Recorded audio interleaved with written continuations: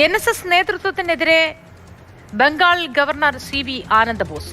മന്നം സമാധിയിൽ പുഷ്പാർച്ചന അനുവദിച്ചില്ലെന്ന് ഗവർണറായി ചുമതലയേൽക്കുന്നതിന് മുൻപായി പുഷ്പാർച്ചനയ്ക്ക് എത്തിയപ്പോഴാണ് അവഗണനയെന്നും CV ആനന്ദബോസ്. ഗേറ്റ് കീപ്പറെ കാണാനല്ല പെരുന്നയിൽ എത്തിയതെന്നും വിമർശനം.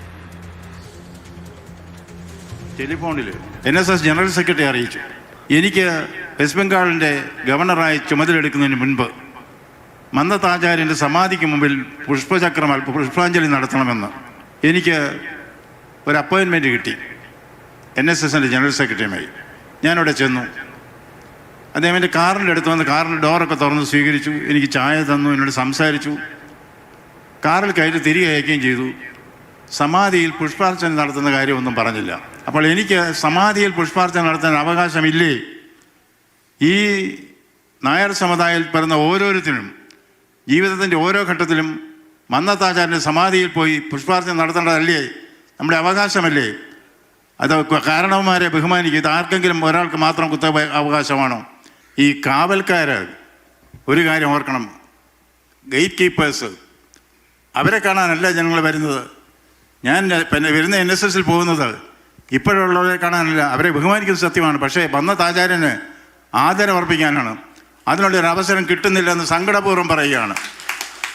ഏതൊരു നായർ യുവാവിനും യുവതിക്കും ജീവിതത്തിൽ ഏതെങ്കിലും നേട്ടം കിട്ടുന്ന സമയത്ത് അവർക്ക് മന്നത്താചാര്യൻ്റെ മുൻപിൽ പ്രണാമിക്കാനും പുഷ്പാർച്ചന നടത്താനും പുഷ്പാഞ്ജലി നടത്താനുമുള്ള ഒരു അവസരം ഉണ്ടാക്കിത്തരണം. അതുകൊണ്ട് ബാലഗോപാൽ വിവരങ്ങളുമായി ചേരുന്നുണ്ട് നമുക്കിപ്പം.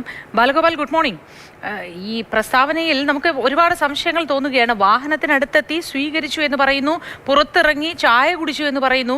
പക്ഷേ ഈ പുഷ്പാർച്ചന നടത്തണമെന്നൊരു താല്പര്യമുണ്ട് എങ്കിൽ അത് അങ്ങോട്ട് അറിയിക്കുകയും ചെയ്യാവുന്നതാണ്. നടത്തേണ്ട എന്നാരെങ്കിലും നിർബന്ധം പിടിച്ചോ? അങ്ങോട്ടേക്ക് പോകാൻ അനുവദിക്കാതിരുന്നോ? എന്താണ് സംഭവം?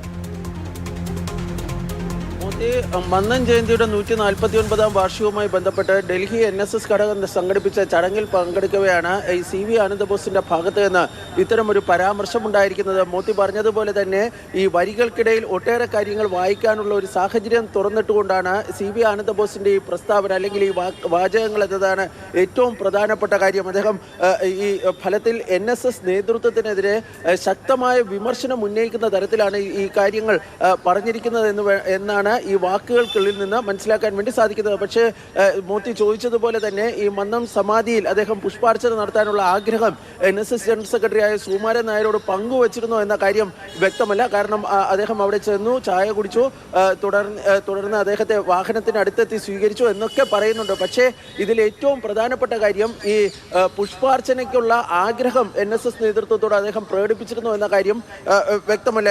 ഏതായാലും എല്ലാ നായന്മാർക്കും അവകാശപ്പെട്ടതാണ് ഈ മന്നം സ്മാരകം എന്നാണ് ഇപ്പോൾ CV ആനന്ദബോസ് ഈ ചടങ്ങിൽ സംസാരിച്ചുകൊണ്ട് പറയുകയും ചെയ്തിരിക്കുന്നത്. താൻ ഒരു കരയോഗ നായരാണെന്നും ഈ പ്രസംഗത്തിന്റെ ഒരു ഘട്ടത്തിൽ അദ്ദേഹം ചൂണ്ടിക്കാണിക്കുകയും ചെയ്യുന്നുണ്ട്. ഗേറ്റ് കീപ്പർമാരെ കാണാനല്ല ഈ മന്നം സ്മാരകം സന്ദർശിക്കുന്നതെന്നും മന്നം സമാധിയിൽ പുഷ്പാർച്ചന നടത്തുന്നത് നായർ സമുദായാംഗങ്ങളുടെ അവകാശമല്ലേ എന്നൊക്കെയാണ് ഈ CV ആനന്ദബോസ് ഈ പറയുകയും ചെയ്തിരിക്കുന്നത്. മറ്റൊരു കാര്യം ബാലഗോപാൽ സൂചിപ്പിച്ച പോലെ ഈ വരികൾക്കിടയിൽ വായിക്കുമ്പോൾ ഇതിൽ കുറെ കാര്യങ്ങളിൽ ഒരു വ്യക്തത കുറവുണ്ട്. ഒരു അപ്പോയിന്റ്മെന്റ് കിട്ടി അവിടെ എത്തിയ ഒരു ഗവർണറെ സ്വീകരിച്ചു എന്ന് പറയുന്നു. അത് വളരെ മാന്യതയും മര്യാദയും നിറഞ്ഞ ഒരു പെരുമാറ്റം. സ്വീകരിച്ചു, ചായ കൊടുത്തു എന്നും പറയുന്നുണ്ട്. ഇതിനിടയിൽ എപ്പോഴാണ് ഇത് നിഷേധിക്കുകയായിരുന്നു?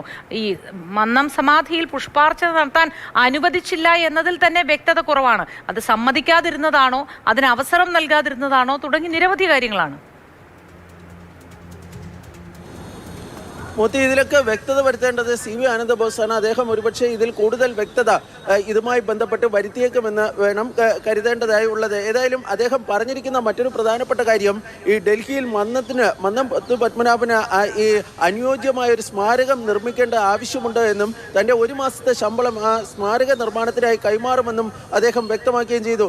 ഏതായാലും നിയമസഭാ തെരഞ്ഞെടുപ്പ് അടുത്തു വരുന്ന സാഹചര്യത്തിലാണ് ഇപ്പോൾ പശ്ചിമ ബംഗാൾ ഗവർണറുടെ ഭാഗത്ത് നിന്ന് ഇത്തരം ഒരു പരാമർശം ഉണ്ടായിരിക്കുന്നത്. നേരത്തെയും മന്നം ജയന്തിയുമായി ബന്ധപ്പെട്ട ഈ ആഘോഷ പരിപാടികളിൽ ഈ പെരുന്നാൾ നടന്ന ആഘോഷ പരിപാടികളിൽ BJPയുടെ സംസ്ഥാന നേതാക്കളൊക്കെ തന്നെ പങ്കെടുത്തിരുന്നു. BJPയിലേക്ക് കൂടുതൽ ഈ NSSനെ അടുപ്പിക്കുന്നതിനുള്ള ശ്രമങ്ങൾ നിലവിലെ BJP സംസ്ഥാന നേതൃത്വത്തിന്റെ ഭാഗത്ത് നിന്ന് ഉണ്ടാകുകയും ചെയ്യുന്നുണ്ട്.